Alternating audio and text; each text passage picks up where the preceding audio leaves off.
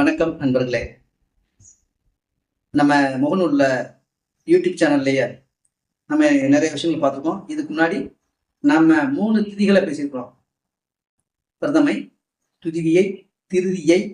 இப்ப பார்க்க போது சதுர்த்தி திதி அப்படிங்கிற 4வது திதியை பத்தி நம்ம சொல்ல போறோம். என்ன சார் அப்படி இந்த சதுர்த்தி திதியில அப்படி என்ன சார் விஷயம் இருக்கு?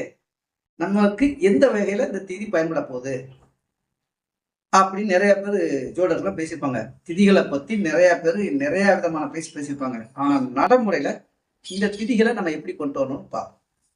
இப்ப நீங்க வீட்டுல இருக்கிறீங்க, ஒரு சாதாரண வாழ்க்கை வாழ்றீங்க. வாடகை வீட்டுல குடியிருந்தாலும் சரி, சொந்த வீட்டுல குடியிருந்தாலும் சரி. வாடகை வீட்டுல வாடகை கொடுக்க முடியாத நிலைமையில இருக்கிறாங்க. சொந்த வீட்டுல அடுத்தடுத்த பொருட்களை ஏன் கரண்ட் பில் கூட கொடுக்க முடியாத சூழ்நிலை இருக்கிறாங்க.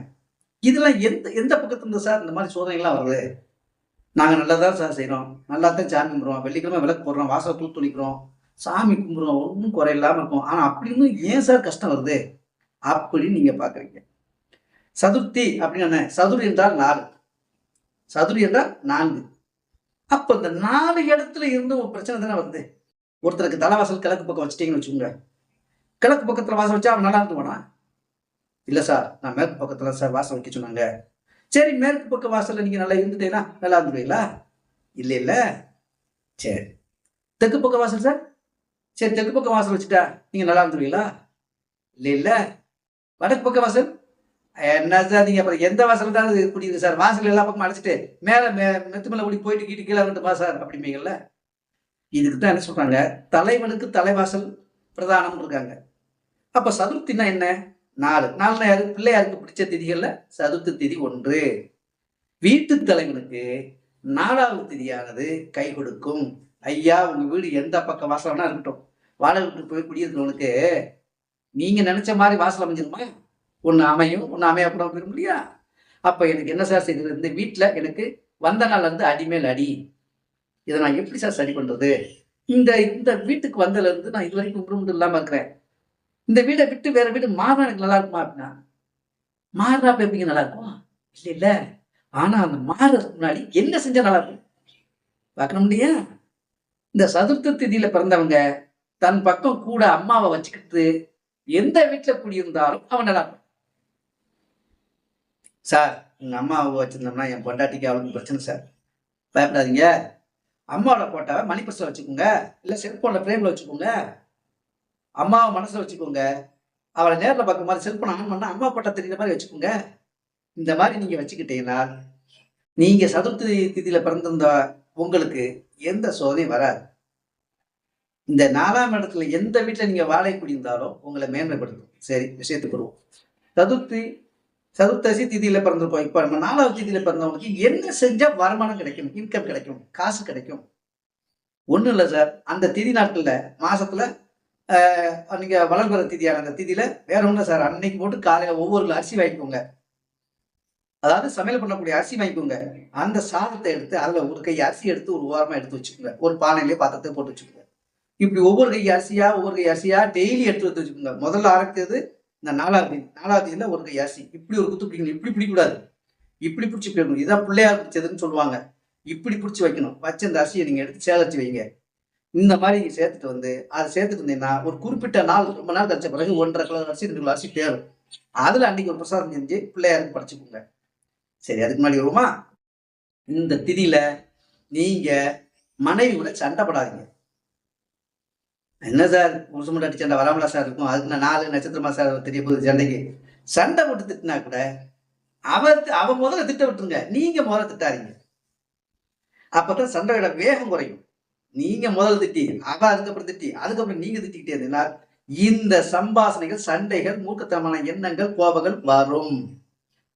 நீ விளங்க மாட்ட, நீ நல்லா இருக்க மாட்ட, நீ செஞ்சிருவ, நீ இப்படி போயிருவ, நீ அப்படி செத்து போயிருவ, நீ சொல்லி சொல்லி வார்த்தைகள் சொல்ல அந்த வார்த்தைகள் பழிக்க ஆரம்பிச்சு.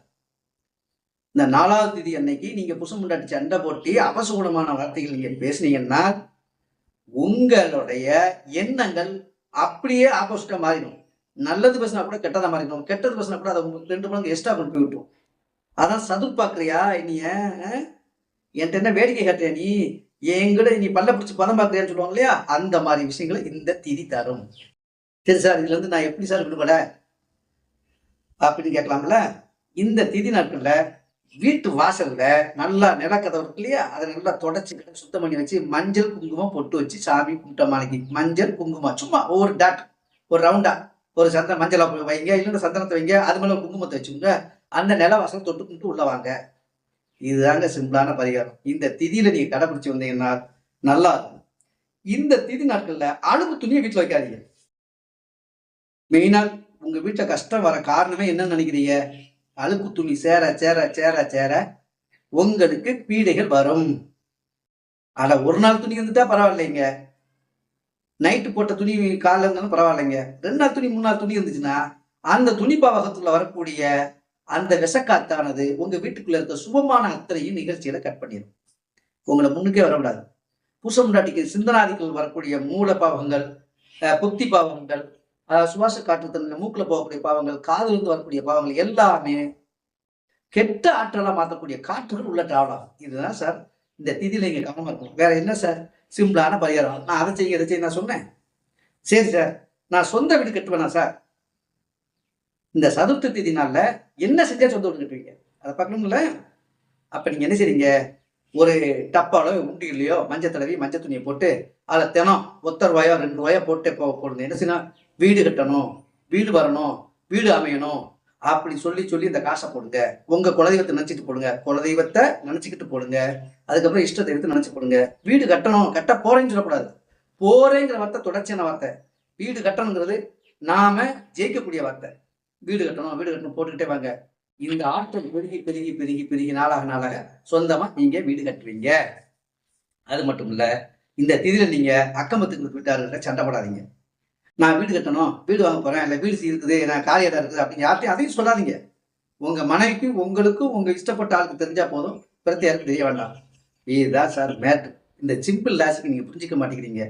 இந்த திதி நாட்கள்ல பசங்களுக்கு பாடணும் ஒரு புத்தகம் இருக்கு, அது இல்லை அப்படின்னா பேனா இல்லைன்னு சொல்லிட்டானா பேனா வாங்கி கொடுங்க. நாளை பார்ப்போங்கிற வார்த்தை சொல்லாதீங்க. எழுதுற பேனா வாங்கி கொடுங்க, எழுதுற நோட்டு வாங்கி கொடுங்க நம்ம பிள்ளைகளுக்கு. இல்ல சார் என் பையன் காலேஜுக்குலாம் போயிட்டான் அப்படின்னா வந்த உடனே அவனுக்கு இனிப்பா ஒரு பலகாரம் செஞ்சு கொடுங்க. சதுர்த்தி திதி நாள்ல பிள்ளையாருக்கு பிடிச்ச கொழுக்கட்டை செய்யுங்க.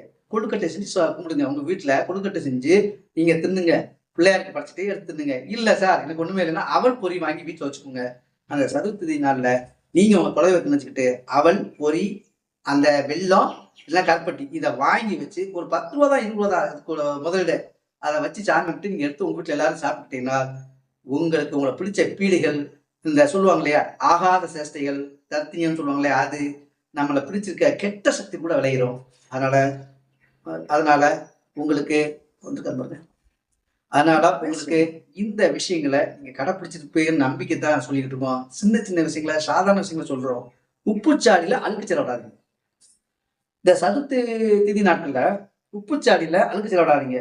பழைய உப்பு இருந்தாலும் அதை எடுத்து இன்னொரு பேப்பர்ல தட்டிட்டு அந்த சாடியை சுத்தம் பண்ணி வச்சுக்கிட்டு பழையபடி அந்த உப்பு ஒன்னா போட்டு மேலும் மேலும் உப்பு குறையாம வச்சுக்கோங்க.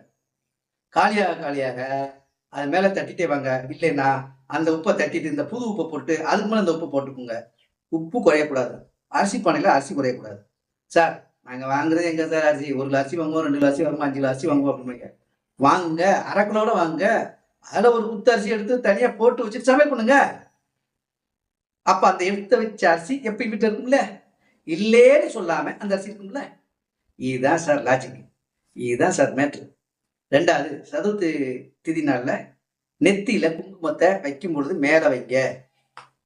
இது பெண்களுக்கு வரக்கூடிய தலபோகமான நீர்க்கோர்வை, தலைவலி, தலக்கணம், மந்தம், மறதி, தேவையில்லாத கனவுகள், தேவையில்லாத பிரச்சனை, மைண்ட்ல என்னத்தையோ ஒரு பிரச்சனை ஏறி டிராவல் ஆகும், ராத்திரி ஆனா தூக்கம் இல்லாம இருக்கும். இந்த மாதிரி விஷயங்களை இது முறியடிக்கும். எப்ப சார் வைக்கணும் இந்த குங்குமத்தை?